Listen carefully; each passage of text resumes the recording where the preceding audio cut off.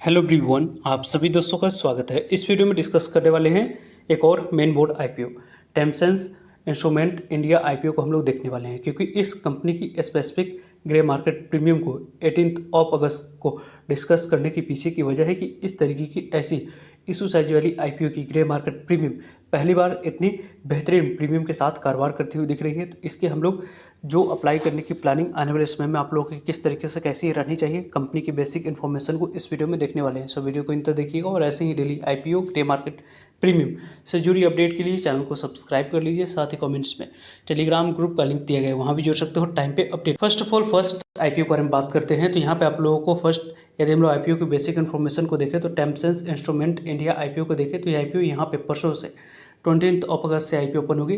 24 अगस्त इस आईपीओ की closing date है, यानी कि इस वीक आपको 2 दिन इस आईपीओ में अप्लाई करने की अपॉर्चुनिटी मिलेगी, 20 अगस्त और 21 अगस्त। नेक्स्ट वीक इस आईपीओ में यहाँ पे आखिरी डे आपको अप्लाई करने की अपॉर्चुनिटी मिलने वाली है। लगभग आपको लास्ट डे 24 अगस्त इस आईपीओ में अप्लाई करने की अपॉर्चुनिटी मिलेगी। कंपनी के बारे में बात करें तो यहाँ पे कंपनी की फेस वैल्यू 4 रुपीज़ रखी गई है। इन फ्यूचर कंपनी चाहे तो अपने शेयर होल्डर्स को स्प्लिट की भी अनाउंसमेंट करती है।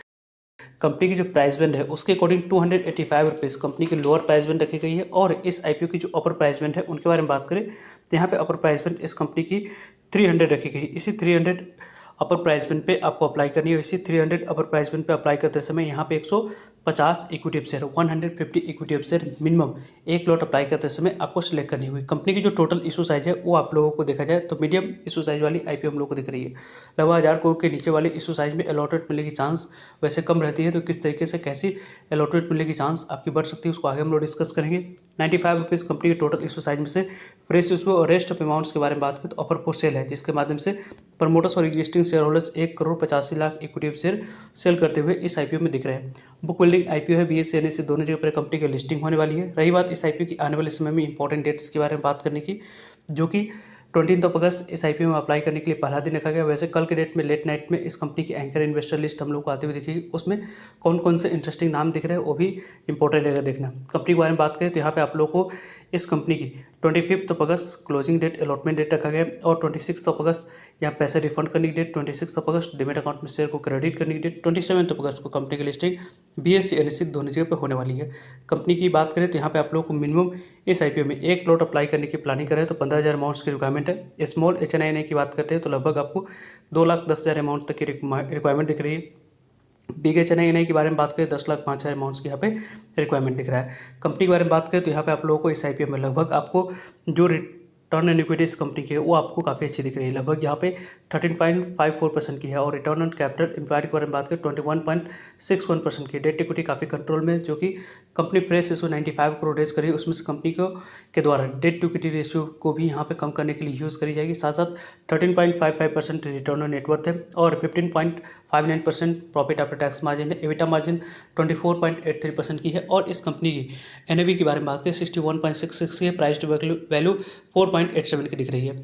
और इस कंपनी को यदि हम लोग देखें तो लगभग इस कंपनी की जो वैल्यूएशन रखी गई है वो आप लोगों को 34 की वैल्यूएशन पे इस कंपनी की वैल्यूएशन रखा गई। इसके पीयर कंपटीटर के बारे में बात करते हैं तो यहाँ पे 60 के आसपास निकल कर आ रही है। वैल्यूएशन बाय इस कंपनी में 50 से लेकर 60% के आसपास लिस्टिंग मिलने की चांस आराम से बनती हुई दिख रही है। उसी की प्रोडिक्शन के अनुसार से इसके ग्रे मार्केट प्रीमियम में अच्छी मूव दिख रही है।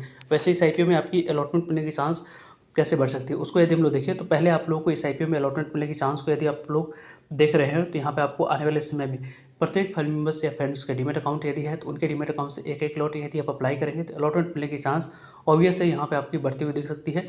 क्योंकि जितना डिमेट अकाउंट से एक एक लॉट अप्लाई करेंगे उतनी यहाँ पे चांस रहेगी कि 1 से 2 लॉट आप लोगों को लॉटरी सिस्टम के माध्यम से किसी न किसी के डिमेट अकाउंट से यहाँ पे अलॉटमेंट मिलते हुए दिख जाए। तो इसलिए आप लोगों को यहाँ पे मल्टीपल डिमेट अकाउंट से अप्लाई करने की प्लानिंग करनी चाहिए। आज के डेट में इस आईपीओ के बारे में बात करें तो यहाँ पे जो इसकी currently grey market premium Temsens instrument India limited company की जो ग्रे मार्केट प्रीमियम 18 अगस्त को अपडेट करी है 154 रुपीज़ पर कारोबार कर रही है। 300 रुपीज़ पे 154 रुपीज़, 454 रुपीज़ लिस्टिंग प्राइस। एक लॉट पे लगभग 51% से ऊपर की लिस्टिंग मिलने की चांस बन रही है। लगभग 7,700 के पास से आईपीओ ग्रे मार्केट प्रीमियम की अकॉर्डिंग करेंटली यहाँ पे लिस्टिंग देती हुई दिख रही है। यानी कि इस आईपीओ में आने वाले समय में यहाँ पे आपको अच्छी लिस्टिंग मिलने की चांस ज़्यादा से ज़्यादा बनती हुई दिख रही है। पर्सनली इस आईपीओ के रिगार्डिंग काफ़ी ज़्यादा मैं बुलिश हूँ। यहाँ पे फुल फोर्स के साथ अप्लाई करने की प्लानिंग आने वाले समय में मेरी रहने वाली है। आप लोगों की क्या प्लानिंग है, किस तरीके से कैसे इस आईपीओ के रिगार्डिंग आप लोगों की ऑब्जर्वेशन चल रही है उसके बारे में कमेंट्स करके बता सकते हो। मिलते हैं एक नई इन्फॉर्मेटिव वीडियो में, तब तक के लिए जय हिंद, जय भारत।